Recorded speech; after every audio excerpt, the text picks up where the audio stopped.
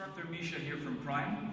I would like to talk today about a very interesting topic. A lot of my students and other people usually ask me about this, but this is a very interesting subject since it doesn't actually come from many other martial arts, and this is called ballistic punching.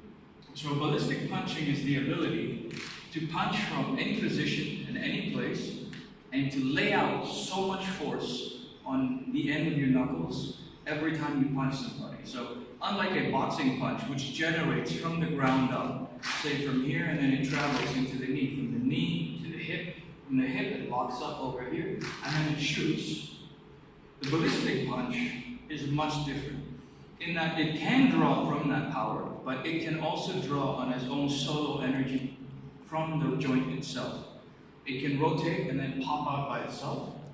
I can move my whole trunk and deliver that strike. And the ease of the punch actually is its secret for the power it possesses. So one of the main things that we do in order to keep this ballistic punch pretty strong and tight is rule number one, we move from the bones. So we do not create a muscle when we're punching, which is when you create a muscle, your biceps are the first to contract the punch back in. Whenever you're punching, you're actually using your triceps. So by clenching your fist or tightening the muscle at any point in that punch, you've already hindered yourself by the force of the contraction. And that could cost you from 1 centimeter to 1 inch, depending on just how strong you are or how developed that muscle is. So if you're really built and you try to punch, you end up looking like you're having a bow instead of a straight arm. And usually it's a chore to straighten out that arm once you're pretty muscular. So what we're going to do is we're going to go with the mental practice instead of feeding the bones. So you move from the bones, you move through the movement itself. You move from the bones up, going forward, so that it can expend that energy at the very end. And the muscles, all they have to do is at the very last second, once they have impact, they may add that huge twitch right at the end where you tighten up after the strike. But of course, I don't suggest you stay there. You tighten up after the strike, then you release and you loosen up. That's what makes it ballistic. The term ballistic is kind of like a gun. A gun is locked and loaded, it's tight, it's spring, and when it goes through, it's pretty normal and spring forward until it touches its target. When it touches its target, that's when the ballistic force hits you. It starts to spread throughout where it hits, because a normal punch hits at the level of skin, but a ballistic punch goes through and hits through the inside towards the organs. So it's a forceful type of punch. We do this by allowing kinetic energy to gather. We do this when we rotate. So when you can even practice it yourself. When you lift your hand up, this is a very simple force. But when you rotate your shoulder forward and out, you realize that you do gain more distance forward. But if you do it fast enough, it actually starts to look like a punch. It's just you're not actually treating it like a punch just yet. And that already has some force behind it. You don't have to twist and throw it out. You could just hit this way.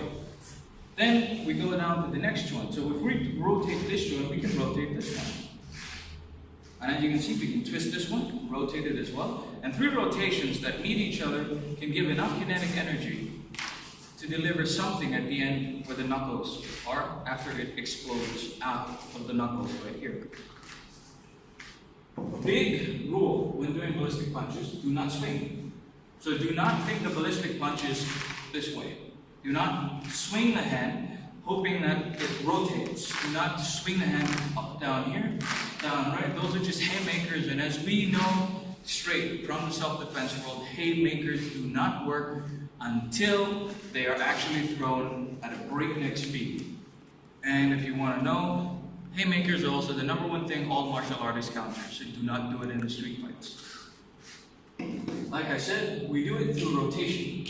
Rotation of the body, rotation of the joints, rotation of the hands, the bones, everything. We allow everything to gather in one kinetic force shot. So to explain this further, I'm going to hit the bag here so you can hear the difference. So this here is our punching bag. It's a bit low. What I'm going to do is I'm going to lay out punches, normal boxing punches. I want you to hear the sounds. Then I'm going to change into ballistic punches, and I want you to tell me if you can hear the difference in the sounds as well.